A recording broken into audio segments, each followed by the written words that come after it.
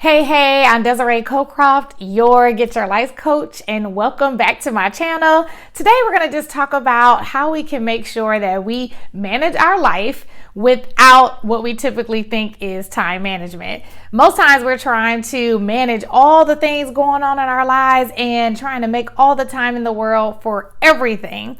And that's actually not the most efficient way to get the things that we find important done. So if you find yourself all wrapped up into the busyness week after week, day after day, trying to get everything in and you're fed up with it, this is the video for you to help you know the better ways, the 8 strategies that I have for you to make sure that you get the things that are most important done rather than everything done. So go ahead and hit that subscribe button, share, like, comment if you like what you hear, and let's jump right into it. So when I find myself overwhelmed with a long to-do list, I know it's time for me to really reset and get my priorities back in order. Because at the end of the day, you can never do everything. It's impossible to get through every single thing that you think of that you feel the pressure of completing. And so I want to help you get out of that cycle of burnout and feeling like you're not really moving things forward in your life and you feel like you don't have enough time to get it done. We are going to reorganize things with some of the things that I do to help me reset when I'm feeling the same way. All right. So let's start off with number 1. Catch a vision of what you actually want to see happen in perhaps the next 90 days. So it's really important to think about what is most important to you every 12 weeks. There's a book out here called The 12-Week Year that I really love, and it really helps you think about what can you do in like the next 90 days that's important. And so it's funny because we typically think about things from day to day, week to week.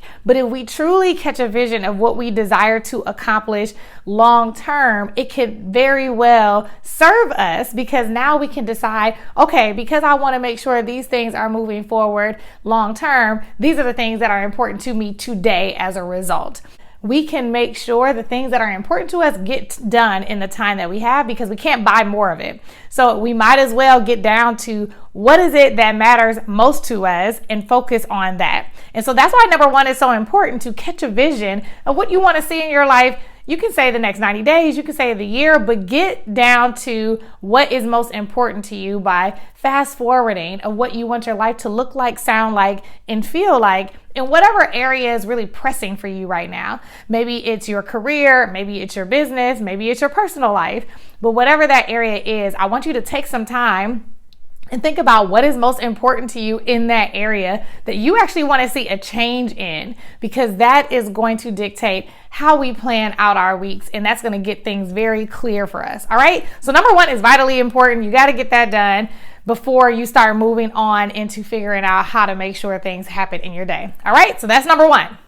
All right, so we're moving down to number 2. And number 2 is all about after you have decided what is most important to you, right? Now we get to think about, okay, what are the top 3 things that will help me get to that long-term goal, the top 3 things, the top 3 priorities. If I didn't have to do anything else over the next 90 days or in the next 6 months, whatever time frame you chose that resonates with you, what would I do? What are those top 3 things that I would do consistently to help me reach my goals? So you get to determine that for yourself. So for instance, when I was writing a book, and I wrote a book called Get Your Life Today, shameless plug. When I was writing that book, I made a priority of about 2 or 3 hours a week to make sure that I was writing, just getting words out on the paper. So I'm like, well, if I know that I am writing 2 or 3 hours a week, then I am getting closer to my goal of having a completed book.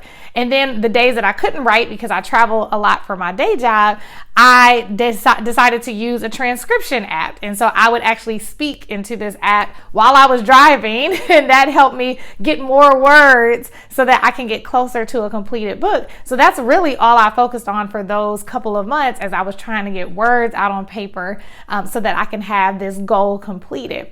And so that became a part of my priority, and I was able to block that in my day. So when you think about the things that you actually want to accomplish, what are those top 3 priorities, 2 or 3 things that if you did it on a regular basis, it would really help you get closer to what you want. Because again, this is going to dictate what you actually put in your schedule. And this is going to make all those other things that you may have been filling your day with not matter as much. You'll find yourself doing less of it because now what is most important is really rising to the top. All right. So now this is your opportunity in number 3 to make a list of all of the tasks that might be associated with those priorities. So I told you, so my long-term one was to write a book.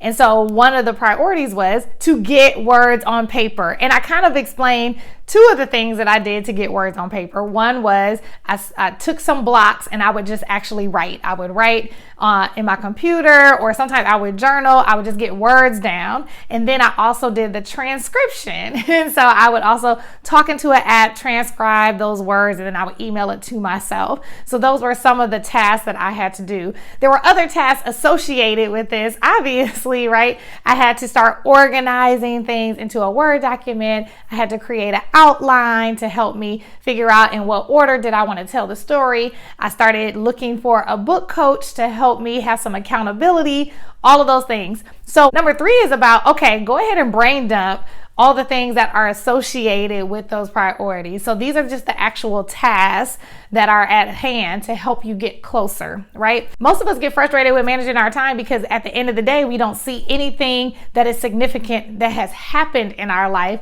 based on the time we spent in a day. And this is really going to help you feel good about your days because it's moving your life in the direction that you desire. So number 3, go ahead, brain dump all the tasks that have to do with these priorities that you're going to put in place to help you get closer to that long-term goal.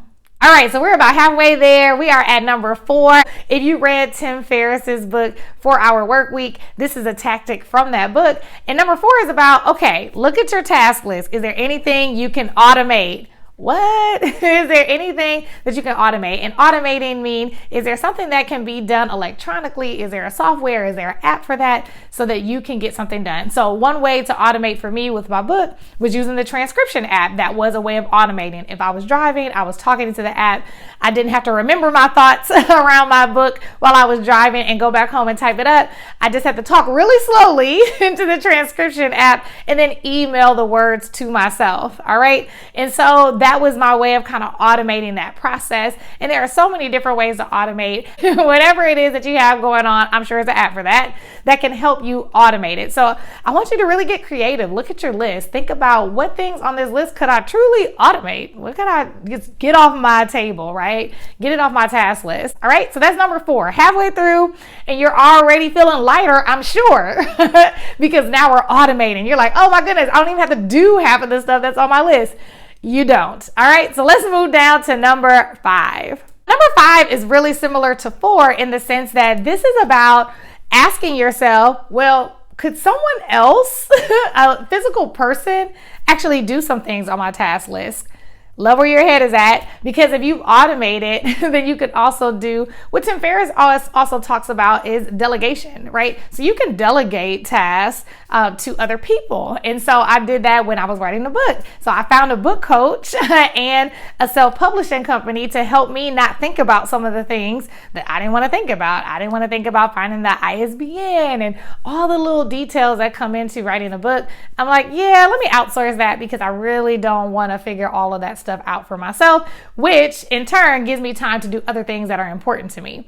So I want you to think about, is there anything on the list? Do I have any discretionary income? Or maybe I have some volunteers that would like to help me with some of these things that you could pass on, that you can delegate to someone else. All right, so go ahead, look at your list and see, can I delegate this to someone? Do I have discretionary income to hire someone? Or perhaps do I have a friend or a mentee that wouldn't mind helping me out with some of these tasks?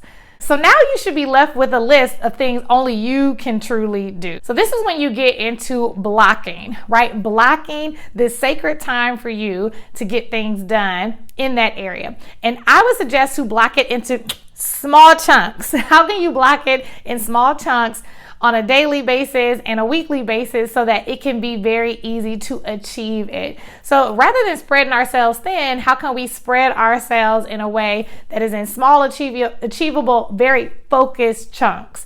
So when we get these chunks, let's make sure that we communicate those chunks to the people in our lives and keep ourselves very accountable to those chunks of times by possibly setting a timer. And so that's something that I do to keep myself on task rather than allowing myself to spend 90 minutes, 2 hours, 3 hours on a thing. If I'm going to keep it small and achievable, I'll say, okay, Des, you got 30 minutes.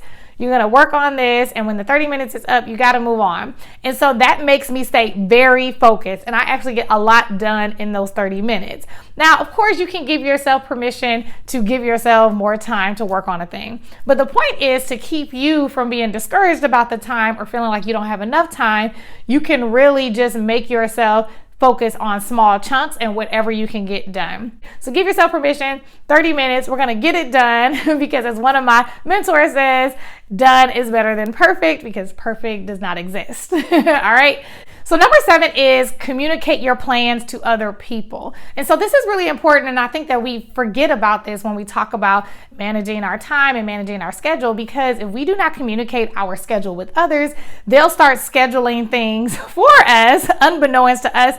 And sometimes out of guilt or out of relationship, we'll say yes. And so if we want to make sure we stay true to the schedule that we've created for ourselves so that we can see the things that we want come to pass in our lives the way we desire it, we got to communicate it to the people in our lives. So when I was writing a book, I did share with people when I did have blocks of times of book writing. If they called me, I would text them like, hey, this is my block of time. I'll be doing this on these days. And a lot of times that really helped people know how to handle me. So they would communicate to me in a way like, hey, Des, are you writing your book? Is this your book time? You know, I don't want to take away from that. So that actually gave me permission to continue to do my work and not feel bad because people already knew what I was working on. So communicate those plans so that you can have that accountability. And then the days that you really don't feel like doing it, they'll be a great reminder of you wanting to accomplish something because they'll tell you, hey, Desiree, go ahead and do what you said you were going to do. And that's happened to me, obviously, because I just talked about myself in third person. All right, so we're going to get down to the last one. And number 8 is do the hard thing. So this is the one that is kind of what I have struggled with over the years, and that's just doing the hard thing. Sometimes it feels like what you put on your schedule, what you said you want to do, the thing that you know will help you accomplish your goals and get you closer to what you want feels hard right before you're supposed to do it. You start going fast forwarding into the work that it takes and all of that. And you almost talk yourself out of doing the thing. You never regret working out. You never regret eating well. You never regret anything that really benefits your life. It's just our minds get in our way of just getting over the hump of actually doing it. So I want you to do the hard thing. That's not actually even that hard, but it feels hard in the moment. So that is the last thing, making yourself do the hard thing and creating a world that will make it easier for you to say yes in those moments when it feels hard. So I hope you really enjoy these 8 tips to helping you manage your life without necessarily managing time. Obviously, we spent a lot of time talking about managing what's most important to you. The more you identify what's most important to you, the more you will clarify what you actually desire, the easier it will be to decide what is a part of your day. And so I hope that that resonates with you today. I hope that's what you got out of today. I hope this brought you value. And if it did, please subscribe, like, share, comment, tell people about this because I want to continue to spread the good talk about how we can get our lives every day, transform into this higher person that we know we are called to be and really fulfill our purpose. So again, I have other videos that you can check out. And if you want to get more clarity on your personal life and your professional life, you can download my free my free clarity workbook. It is below. It will help you articulate what is that big thing, that number one, right? That big thing that you want to accomplish. And it will help you break it down in a really simplistic way. It won't take you long. So go ahead and download it below. It is free $99 again. And I look forward to seeing you in the next video. Until then, go and be great.